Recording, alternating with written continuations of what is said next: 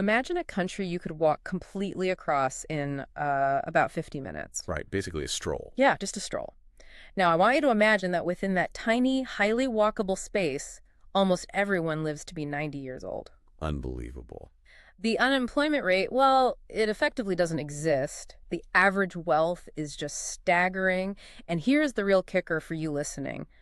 The vast majority of the working class is practically required to leave the country at the end of every single day. I mean, it completely breaks the mental model of what a nation state is even supposed to be. Totally. When we think of a country, Okay. we usually think of sprawling agricultural heartlands. Oh, sure, yeah. Farms, Right. factories. Industrial sectors, suburbs, massive highway systems connecting them all.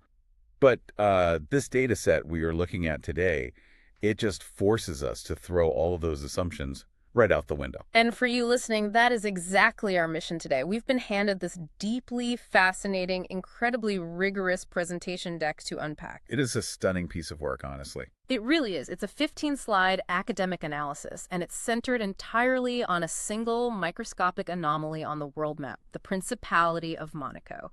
And before we even get into the numbers, we just have to talk about the visual aesthetic of this deck you sent us. Oh, absolutely. The design choices here are so deliberate. Yeah, I mean, the cover slide sets the tone perfectly. The title is Socioeconomic and Demographic Evolution of the Principality of Monaco, and it's just pure, stark, white backgrounds. Very minimalist. Exactly. There's the simple text on the left, and on the right, there's just this deep gray dot matrix concept of a data map. No 3D graphics, no flashy colors. Right. They followed a strict academic minimalism. It's all deep grays and navy blues with like a single monochrome accent color. Which perfectly mirrors the efficiency of the country being analyzed, right? Yeah. The data ink ratio is maximized. It's all signal, no noise. Yeah. And the central question jumping out from this data, especially when you look at the executive summary on slide 2, is this massive paradox. Right. Slide 2 lays it all out in these 4 minimal cards. Yeah, 4 neat little quadrants. How does a microstate with extreme, unyielding physical limitations, I mean, we're talking about 2 square kilometers, with a density of over 10,000 people per square kilometer, how does it manage to engineer a GDP per capita of over $200,000? It's wild. And it achieves world-leading life expectancy over 86 years and maintains top-tier global governance, all without collapsing under the crushing weight of its own extreme population density. That is the core tension of this entire analysis right there. Yeah. We are looking at a place that has in many ways achieved the absolute pinnacle of human development metrics. But to understand how they did it and whether it is actually sustainable, we can't look at the money first. You can't. No, we have to look at the geometry. We have to start with the fundamental constraint that dictates every single decision made in Monaco, the land itself. Okay, let's unpack this, because the physical reality of Monaco is just mind-bending. It really is. For context, if you are familiar with Central Park in New York City, that park is about 3.14 square kilometers. Monaco, an entirely sovereign nation with its own laws, foreign policy, economy, is roughly 2 square kilometers. It fits comfortably inside Central Park with plenty of room left over for a picnic. And unlike a city that can, eventually sprawl out into the neighboring countryside if it gets too crowded. Right, like standard urban sprawl. Monaco's borders are locked. And slide 3 of this deck lays out this spatial paradox perfectly. Oh, the area versus density slide? Exactly. On the left side of that slide, you have this flat, constant measurement. It shows the land area sitting entirely static at around 2.027 square kilometers for decades. Because there's a literal mountain behind it, right? A mountain behind it, the Mediterranean Sea in front of it, and international borders on either side. It is the geographic definition of what the slide calls a zero-growth space. But the data shows they did actually manage to grow the country a tiny bit, right? I'm looking at that chart, and there's a slight uptick to 2.04 square kilometers. It did, yeah. But that microscopic fraction of growth required an engineering miracle and an astronomical amount of capital. Land reclamation. Exactly. When a country can't conquer its neighbors or expand into open land, its only option is to build into the ocean. Wow. But reclaiming land in the Mediterranean isn't like filling in a shallow swamp. The water gets deep very quickly.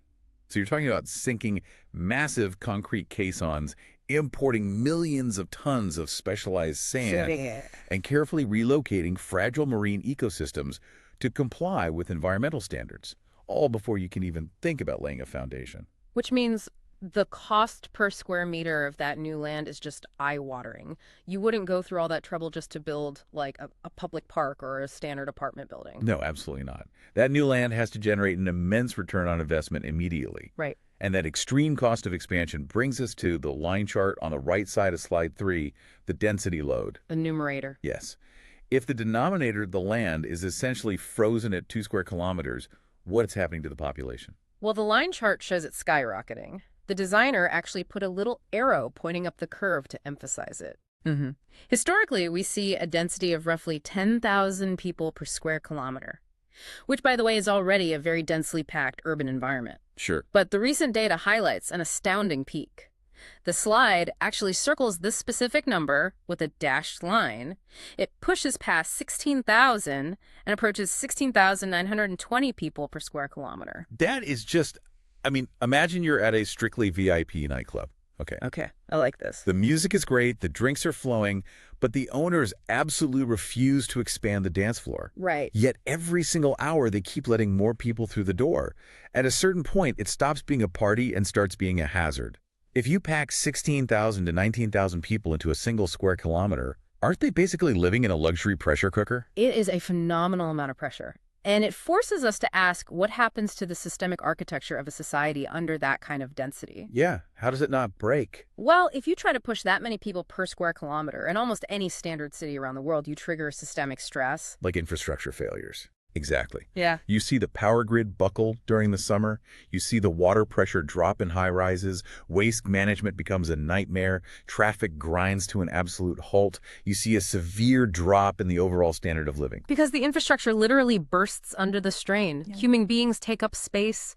We generate waste. We need roads to move goods. There's a biological and physical limit to how closely you can pack us together before the friction just becomes unbearable. But Monaco avoids that collapse because their extreme spatial constraint forces every single square inch of real estate to become hyper-commodified. Right. Space becomes their ultimate premium currency. When land is that rare, you can't afford a single inefficient street corner. You can't have an empty lot or a sprawling single-story grocery store with a huge surface parking lot. No way. Everything must be optimized to its absolute maximum utility. So if you can't build outward and you can't build into the sea without spending billions, where do you go? You go up and you go down. Exactly. You are forced into a level of 3D spatial engineering that is incredibly complex. You build towering luxury high-rises, but you also have to hollow out the bedrock beneath the country. Wait, really? Subterranean stuff? Oh, massive amounts. You dig deep subterranean caverns for multi-level parking garages, utility substations, wastewater treatment, commercial storage. Wow. You hide the necessary ugly machinery of the city deep underground so that the surface remains pristine and highly valuable. It totally changes the psychology of the society. When space is that constrained, it dictates a mindset where nothing is casual, right? There is no room for organic, messy urban sprawl. Every inch of that space has to be intensely planned, heavily regulated, and immensely well-funded just to keep the physical space operational. Which sets up our next major question perfectly. Okay. If the physical space is utterly maxed out, and the entry fee to get onto this tiny, highly optimized dance floor is astronomical, who exactly gets to live there? Right, because you literally can't sustain a population in an environment like that unless you have an incredibly unique demographic profile. And this is where the presentation moves to slides 4 and 5. And it paints a picture that is simultaneously a triumph of human achievement and, honestly, an absolute ticking time bomb for an economist.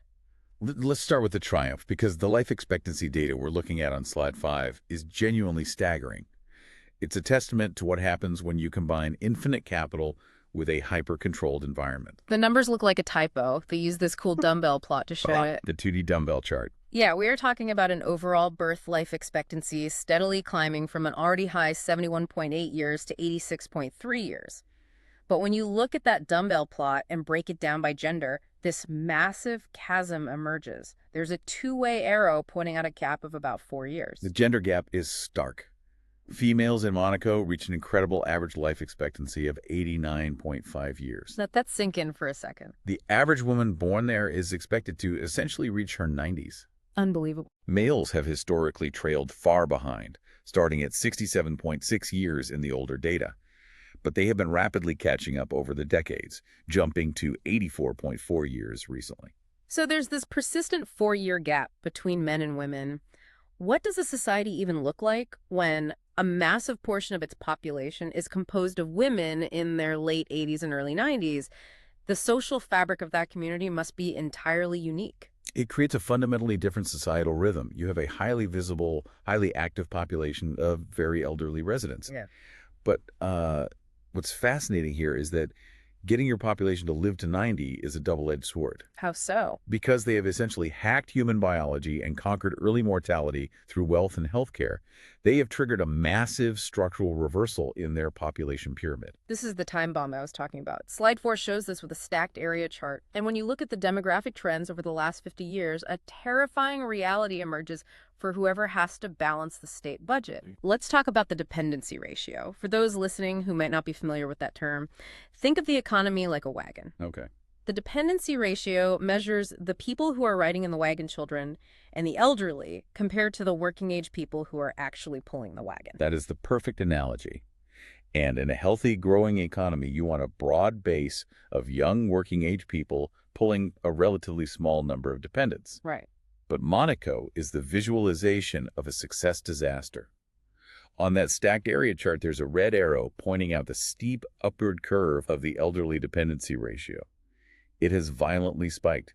Historically, only about 2.4% of the population was considered an elderly dependent. A very small fraction. Very small. And today? Today, it has shot up to over 74%. That is just mathematically absurd. 74%. It is unprecedented. And meanwhile, the youth dependency ratio, the children riding in the wagon, has remained entirely flat, hovering comfortably between 20% and 26% for decades. They aren't having a massive baby boom. Right. The bottom of the stacked area chart is just a flat band. Exactly. So when you add the children and the booming elderly population together, the overall dependency burden on the working age population has essentially doubled. It went from a manageable 50% burden to over 90%. They've completely inverted the traditional demographic pyramid. Instead of a pyramid, it looks like a mushroom. Yeah, a very top-heavy mushroom. But hold on, I have to push back here. Go ahead.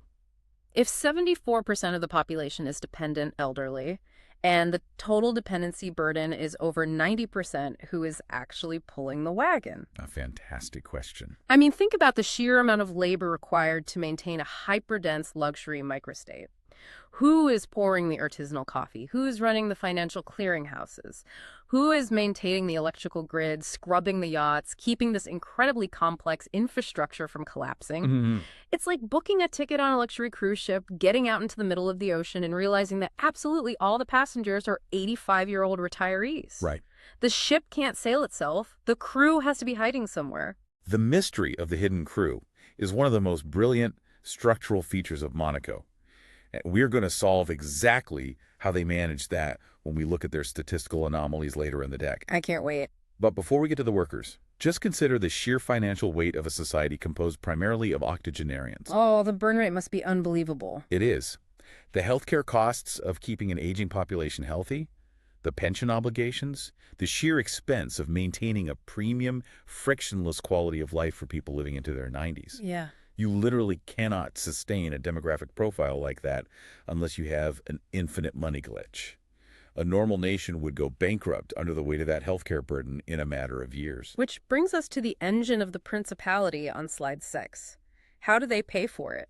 How does a country with no natural resources, no land to farm, and no space for factories generate the astronomical wealth required to fund an entire nation of wealthy retirees? The scale of the wealth generation is staggering.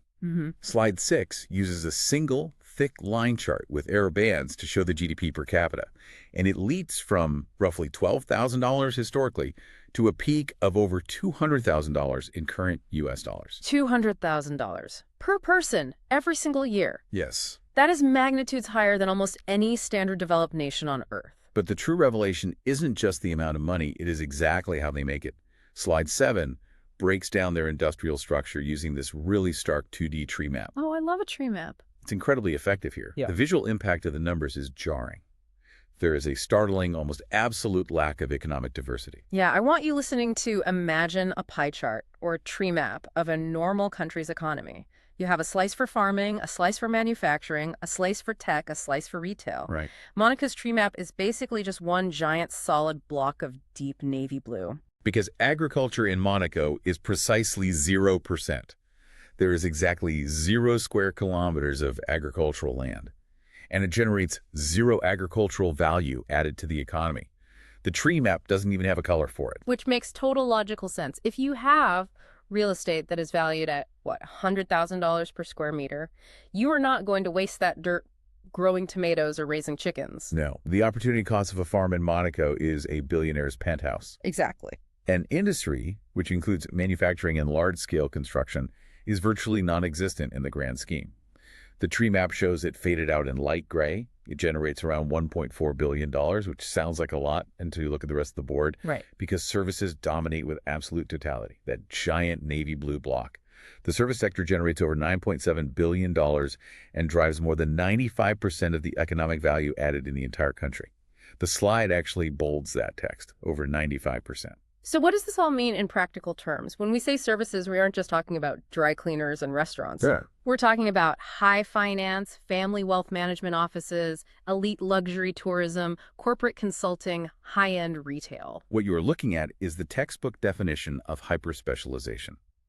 Monaco realized decades ago that with only 2 square kilometers, they could never, ever compete in primary sectors like agriculture or secondary sectors like manufacturing. They just didn't have the space. They simply didn't have the space or the manpower.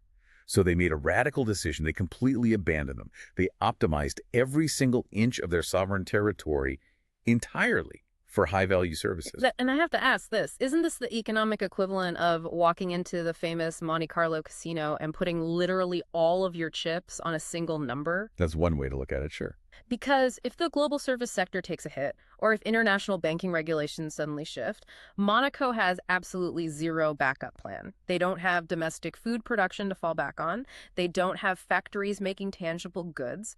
They are entirely reliant on a single, intangible economic pillar. That is a very valid critique, and it is the inherent danger of a monoculture economy. And the economic data on slide 6 fully acknowledges this vulnerability. Right, with the air bands and the gray circles. Yes. If you track their GDP over time, you can clearly see the economic regressions highlighted by those gray circles. When global shocks occur like the 2008 financial crisis or recent periods of intense global macroeconomic volatility, you see sharp, immediate pullbacks in Monaco's GDP. Sometimes even negative growth. Because they are completely tethered to the discretionary income and the investment capital of the global elite. Right. When billionaires lose money in the stock market, they buy fewer yachts, and Monaco's GDP takes a hit. When the world economy sneezes, a hyper-specialized luxury service economy catches a cold. That is exactly the mechanism.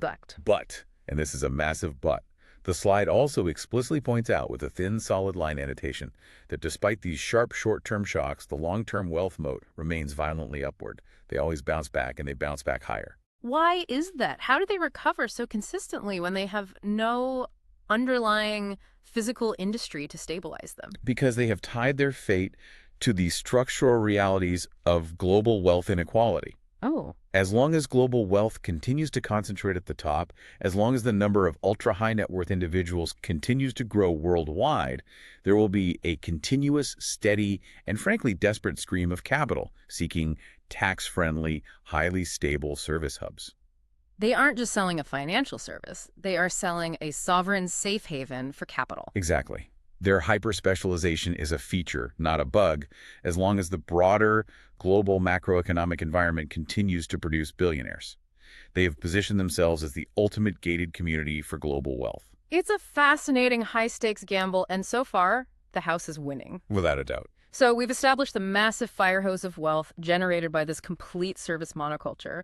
Now we need to look at exactly what that money buys for the residents who are packed into this densely populated 2 square kilometers. Which brings us to the engineering of a 100% society, starting on slide 8. I love how clear the data is on this section. The slides are so sparse because they don't need to be complicated. Slide 9 is just a minimalist typography layout with 3 icons. Power, water, sanitation. Hmm. And it just says 100% across the board. A flawless 100% coverage rate for electricity. 100% of the population has access to basic drinking water. 100% has access to basic sanitation. There is not a single statistical gap. The numbers are perfect. Yeah. But we really need to pause and appreciate how incredibly difficult that perfection is to achieve. Yeah, we take it for granted. We mentioned earlier that they have up to 19,000 people per square kilometer. In standard urban planning, achieving 100% utility coverage without a single dead zone in an environment that's dense is an absolute municipal nightmare. Think about the city you live in right now listening to this. Even in the wealthiest cities in the world, there are brownouts during heat waves, there are water main breaks, there are neighborhoods where the sanitation infrastructure is old and failing. Because infrastructure degrades, and density accelerates that degradation. Think about the density of human output in Monaco. Yeah. The immense water pressure needed to service hundreds of luxury high-rise towers simultaneously every single morning. Oh, man. Yeah. The sheer volume of waste generated per square meter that needs to be quietly and cleanly removed. Achieving zero dead zones under those conditions requires an intense, ruthlessly well-funded, and highly proactive municipal management system. They cannot afford a single pipe failure. If a sewer main breaks in a sprawling suburb, it affects a few houses. If a sewer main breaks in Monaco at 19,000 people per square kilometer, it becomes a catastrophic public health crisis instantly. Which is why their wealth is so critical. They spend whatever it takes to build redundancies upon redundancies. Their infrastructure is bulletproof because it absolutely has to be. Right. And that paranoid level of funding extends directly into their public health data on slide 8. The dual-axis chart. Yes. The bar chart portion shows the resource density for healthcare is just staggering. They have over 7 doctors for every 1,000 people. To put that in perspective, that means you practically have a highly trained physician sitting on every street corner. Basically. And the result of flooding a microstate with elite medical talent, the line chart portion shows the mortality rates just plummeting off a cliff. They have slashed infant mortality down to an incredible 2.3 per 1,000 live births.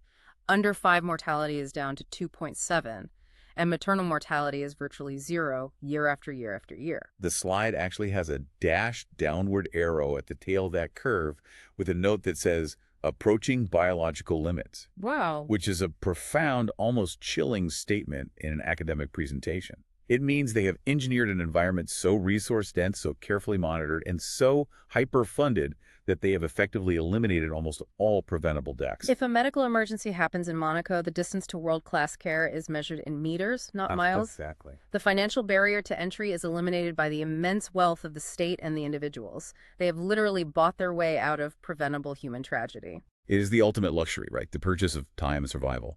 But while they are incredibly successful at managing their internal biology and infrastructure, there is an environmental aspect to this data set on slide 10 that reveals a massive sleight of hand. Okay, here is where it gets really interesting to me because the environmental metrics look like a magic trick. They really do. They have all these people, all this consumption, massive yachts idling in the harbor, luxury cars everywhere. And yet their air quality data, the horizontal baseline chart on slide 10, shows PM 2.5 particulate matter fluctuating between just 10 and 16 micrograms per cubic meter. Mm-hmm. That is hovering right near the World Health Organization's absolute baselines for clean air. The slide actually draws the WHO line right there to show how close they are. It is exceptionally clean for a dense urban center. Right. And then you look at the area chart for their carbon emissions from land use. The metric is LULUCF, which stands for land use change, and forestry. It measures the carbon footprint of how a country uses its physical dirt. Monaco's carbon net flux for land use is effectively zero. It literally reads as negative 0.0001 million tons. Amazing. But come on, isn't that cheating? How is it cheating if the sensors are reading zero? Because if you pave over your entire 2-square-kilometer country with concrete and luxury high-rises 50 years ago... You don't have any forests left to cut down. Exactly. You don't have any agriculture to generate methane. You don't have any heavy manufacturing smokestacks. If you import 100% of your food, 100% of your drinking water, 100% of your electricity from the French grid, and all your luxury consumer goods from Italy and the rest of Europe... Of course, your domestic emissions look pristine. You've just pushed the smokestacks over the border. You have hit on the central paradox of microcity environmentalism. Yeah.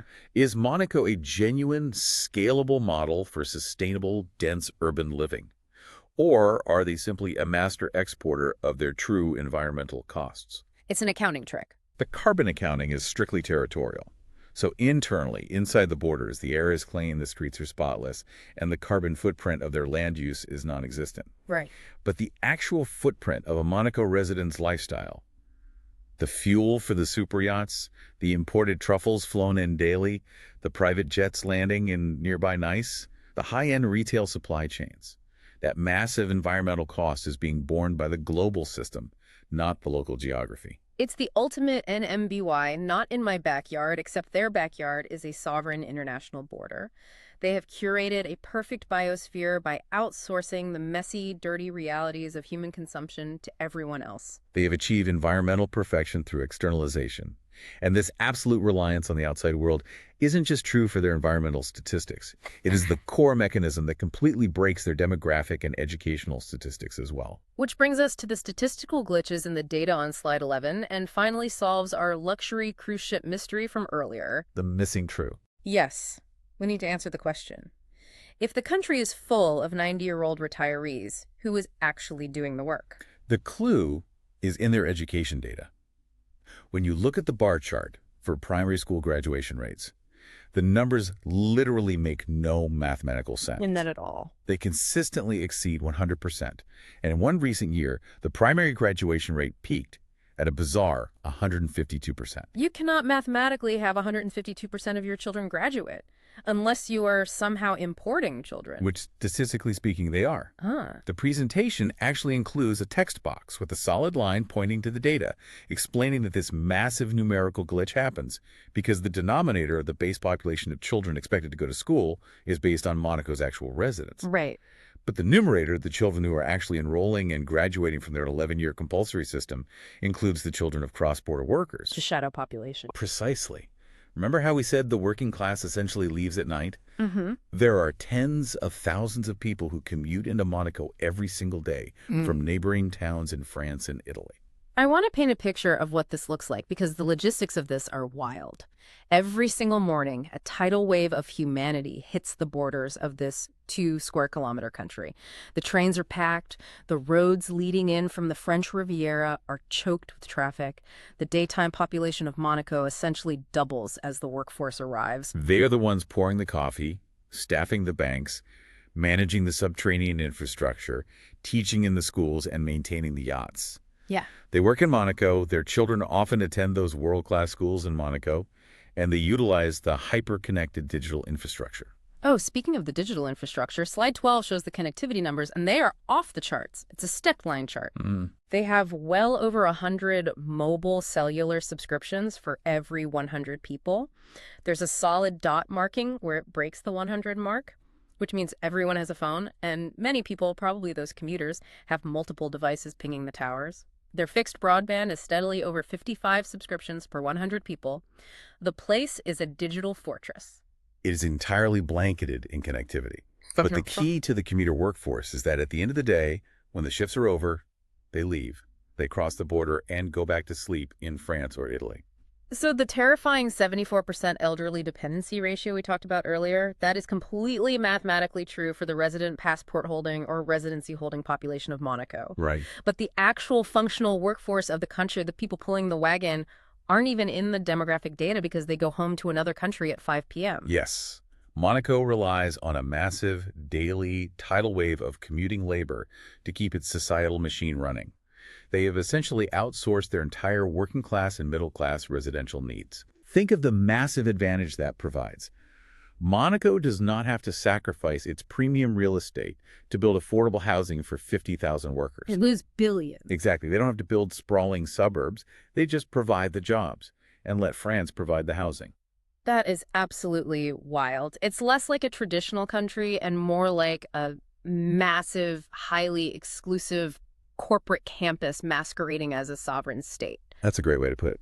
And if you think of Monaco as a corporation, then the governance data on slide 13 makes perfect sense. The World Governance Indicators, or WGI, for Monaco are truly staggering.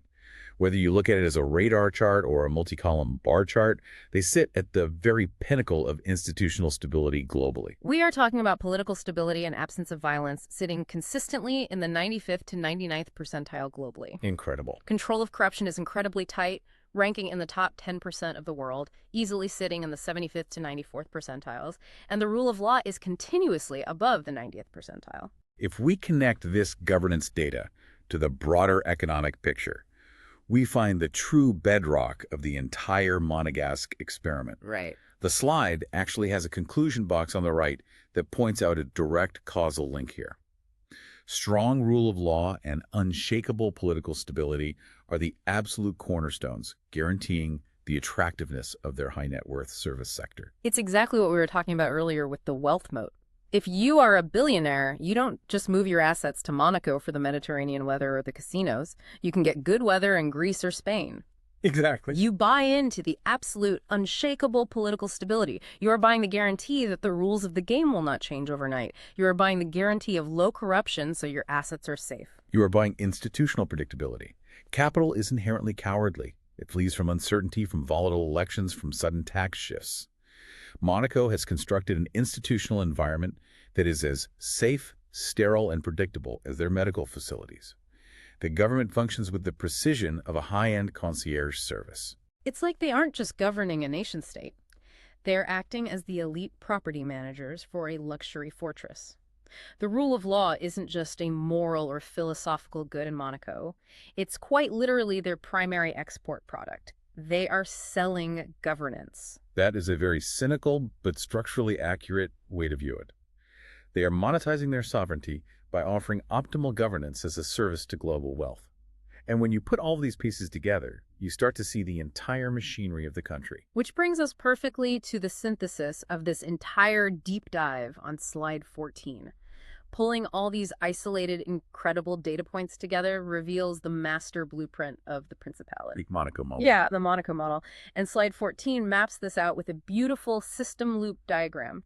Deep gray boxes, light gray backgrounds, very clear arrows showing the logical flow. It's a brilliant system loop, a self-reinforcing causal chain that explains exactly how this anomaly exists. Walk us through it. Step 1 starts with the spatial limits, the absolute constraint of 2 square kilometers. Because they literally have no other choice but to adapt to that tiny footprint. Exactly. Step 2, that extreme physical constraint forces the complete deindustrialization and de-agriculturalization of the state. Step 3, because they can't farm or manufacture, they are forced to create a singular, hyper-specialized, high-value service economy. The family offices, the banking, the luxury tourism. Right.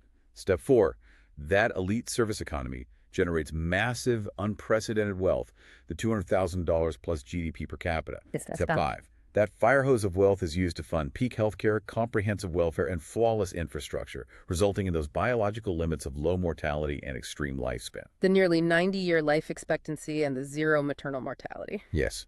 And finally, step 6. That highly educated, healthy, incredibly wealthy society reinforces top-tier governance and political stability, which in turn acts as a magnet to attract even more global wealth. The loop closes, the capital flows in, and the machine feeds itself indefinitely. It is an incredibly elegant societal machine. It's perfectly tuned, but, and there is always a but, right? A machine optimized to this extreme degree, running this hot, is highly inflexible. It operates with zero margin for error. And the final slide, slide 15, lists 2 looming threats to the sustainability of this model. The first threat is the sheer financial and structural weight of the aging burden. The slide actually puts a little warning icon next to this one. We discussed the shadow population of commuters, which solves the labor issue, but it does not erase the financial reality of a 74% elderly dependency ratio. Yeah, that's heavy. Even with immense wealth, an ever-expanding population of non-working 90-year-olds creates massive internal friction. Healthcare costs scale exponentially at the end of life. How long can a service economy outrun the compounding costs of extreme longevity? And the second threat listed is the unyielding physical carrying capacity of the land itself. We are pushing dangerously close to 19,000 people per square kilometer. We talked about land reclamation earlier, how they added that tiny fraction of a square kilometer. But we have to understand the economic principle of marginal utility here. Reclaiming the first few meters of land from the sea was incredibly expensive, but manageable. Right. Reclaiming the next meter as you push into deeper waters with more complex underwater topography, harsher currents, stricter ecological regulations, it becomes astronomically more cost prohibitive. Oh, I see.